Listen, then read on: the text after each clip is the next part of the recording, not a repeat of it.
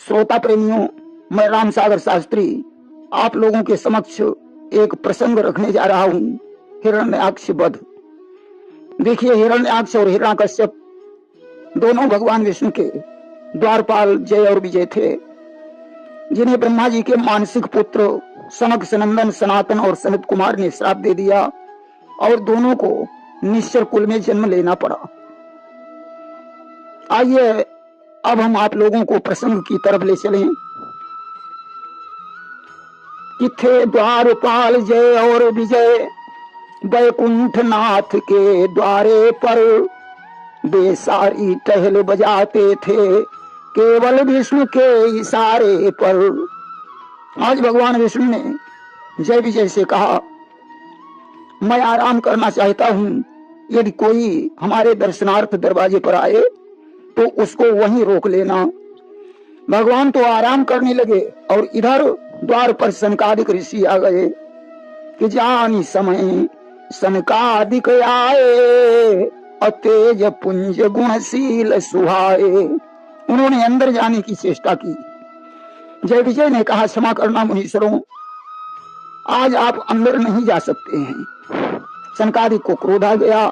उन्होंने कहा, पापियों, तुम्हें अपने पद का बहुत बड़ा अभिमान है। जिस द्वार का तुम्हें बल है वह तुम्हारा द्वार स्वयं ही छूट जाएगा। कि पापियों, जरा से पद का मद यह अपने आप टूट जाए। बल रखते हो जिस द्वारे का वह द्वारा स्वयं छूट जाए। श्राप दे दिया कि हो निशाचर जाए तुम कपटी पापी दो। जाओ, तुम दोनों बड़े कपटी और पापी हो, निशाचर हो जाओ। और एक जन्म के लिए नहीं, 3 जन्म तक भूमि पर रहो पिशाच समान। अब आगे करना नहीं ऋषियों का अपमान। तुम्हें 3 जन्म तक निश्चर योनि में जन्म लेना होगा। श्राप को सुनकर जय और विजय दुखी हो गए।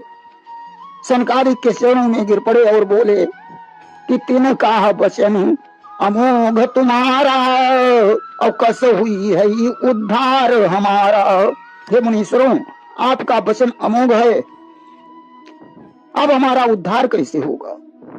सनकादिक बोले कि निश्चर जाई हो तुम दो, और वैभव विपुल तेज बल हो। तुम दोनों बड़े बलवान तेजवान और वैभववान निशाचर बनोगे। संसार में तुम्हें कोई जीत नहीं पाएगा। तुम्हें मारने के लिए स्वयं भगवान को अवतार लेना पड़ेगा। कि समर मरण हरि हाथ तुम्हारा, हुई हो मुकुट न पुनि संसारा। भगवान के हाथों से तुम्हारी मृत्यु होगी और तुम दोनों श्राप से मुक्त हो जाओगे। लेकिन निशाचर का शाब्दिक अर्थ होता है, निशा माने रात और चर माने चलने वाला, रात में चलने वाला निशाचर होता है। और नाम निशाचर अर्थ बतावई, निशा समय दूनों बल पावई। निशाचर का बल रात्रि काल में दूना हो जाता है। तुलसीदास जी ने लिखा कि मां नहीं मात, पिता नहीं देवा, और साधु न ते करवा वही सेवा। जो माता पिता देवताओं को नहीं मानते हैं, संतों से सेवा करवाते हैं, और जिनके जे आचरज भवानी, और तेजानु निश्चर सम प्राणी। जिनके ऐसे आचरण हैं, समझो वे लोग निशाचर के समान हैं। आज तो जय और विजय को निशाचर योनि में जाने का संयोग बनने लगा। इधर कश्यप ऋषि की 2 पत्नियां थीं, दिति और अदिति। किशोर सिद्धि मुनि कश्यप की दिति और अदिति 2 नारी थीं। दोनों सुयोग्य, दोनों सुंदर, दोनों स्वरूप सुकुमारी थीं। दोनों पत्नियां बड़ी सुंदर हैं। देखिए, दिति से राक्षस और अदिति से देवताओं का जन्म हुआ। कश्यप ऋषि की और भी 11 पत्नियां थीं। एक दिन की बात है, मासिक धर्म से निवृत्त होकर दिति ने पुत्र कामना से संध्या के समय रति की इच्छा प्रकट की। कश्यप ने बहुत कुछ समझाया, परंतु दिति नहीं मानी। तो कश्यप संसर्ग के लिए लाचार हो गए।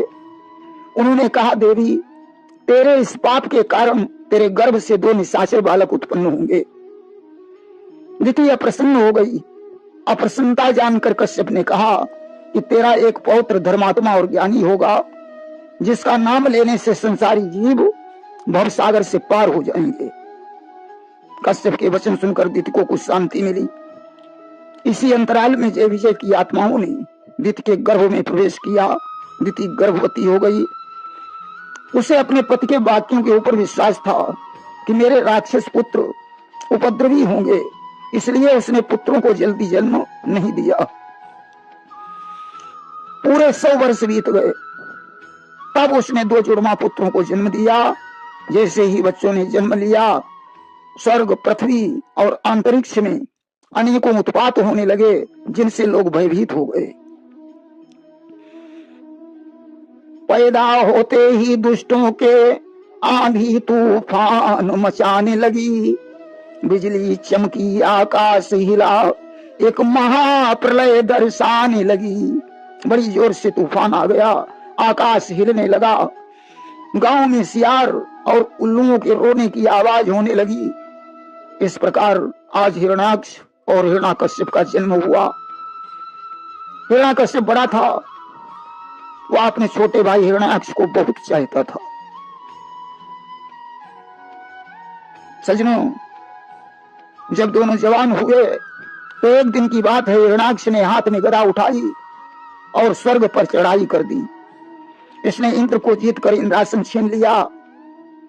फिर यमपुर में जाकर धर्मराज को ललकारा। धर्मराज इसके अधीन हो गए। इसके बाद इसने कुबेर की अलकापुरी पर चढ़ाई की। कुबेर ने भी इसकी अधीनता को स्वीकार कर लिया। अब तो इसने वरुण लोक में जाकर वरुण देव को युद्ध के लिए ललकारा। वरुण ने कहा, मैं तो बूढ़ा हो चुका हूं, तुझे लड़ने वाला कोई न कोई मिल ही जाएगा। यहां तक लिखा है कि यम वरुण कुबेर सुरेश सूर्य दुर्दिन के मारे दीन हुए। साही उठ गई जमाने से सब निश्चर के अधीन हुए। जब हिरण्याक्ष को कोई लड़ने वाला नहीं मिला तो गदा से समुद्र के जल को कूटने लगा। उसी समय नारायण नारायण करते हुए देवर्षि नारद जी आ गए। इसने नारद से कहा, बाबा, ये बीणा ईणा रख दो, मेरे साथ युद्ध करो। नारद बोले, अरे शक्ति सिंधु, मुझे शक्ति दिखाने की जरूरत नहीं है। भगवान पृथ्वी को लिए जा रहे हैं, जाओ उनसे युद्ध करो। नारद बोले, ओ शक्ति सिंधु, यह शक्ति किसे दिखलाते हो? पृथ्वी हर लिए जा रहे हैं, तुम जल पर गदा चलाते हो। हिरण्याक्ष तो चाहता ही था कोई लड़ने वाला मिले। हिरण्याक्ष के हृदय में थी ऐसी ही चाह, जारो की भगवान की झट आगे से राह। आज इसने जाकर भगवान की आगे से रास्ता रोक ली और बोला, अरे छलिया विष्णु, तू पृथ्वी को लेकर कहां हिरण के समान भागता जा रहा है, खड़ा क्यों नहीं होता? भगवान ने कहा, मुझे हिरण कहो चाहे खरगोश, हम खड़े नहीं होंगे। आज भगवान ने पृथ्वी को जल पर रख दिया और बोले, इस सत्यम वयंभो वन गोचरा मृगा अयुष्मदुधान मृगये ग्राम सिंहान।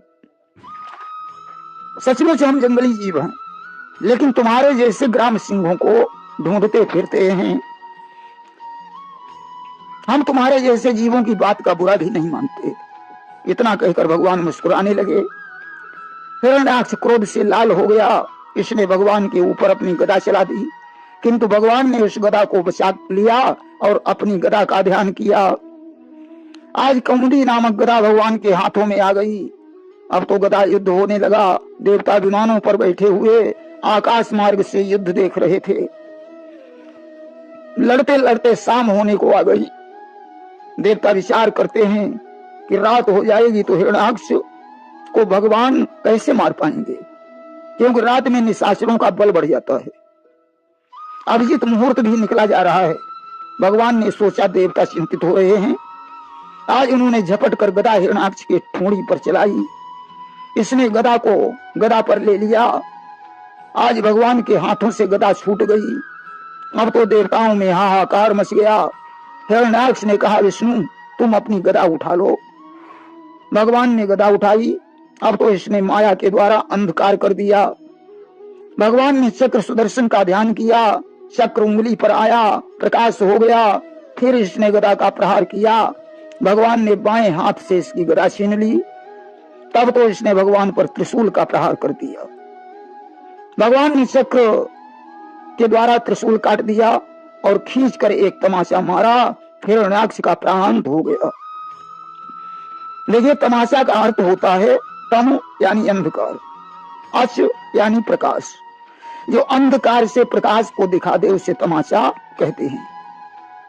आज देवताओं ने फूलों की वर्षा की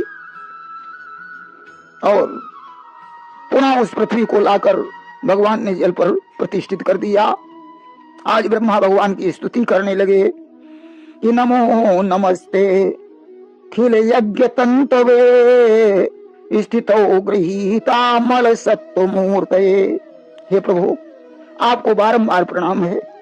आप संपूर्ण यज्ञों का विस्तार करने वाले हैं तथा संसार की स्थिति के लिए शुद्ध सत्वमय मंगल विग्रह प्रकट करते हैं। यह बड़े आनंद की बात है कि संसार को कष्ट देने वाला ये दुष्ट दैत्य मारा गया। अब आपके चरणों की भक्ति के प्रभाव से हमें भी सुख शांति प्राप्त हो गई। देखिए, हिरण्याक्ष की पत्नी का नाम रुधाभान था। शकुनी आदि इसके पुत्र थे। और हिरण्याक्ष की पत्नी का नाम रुधाभान था, लेकिन हिरण्याकश्यप की पत्नी का नाम कयाधु था, जिसके प्रहलाद आदि 4 पुत्र थे। ये कथा आप लोग आगे सुनेंगे। प्रेम से बोलिए वृंदावन बिहारी लाल की जय।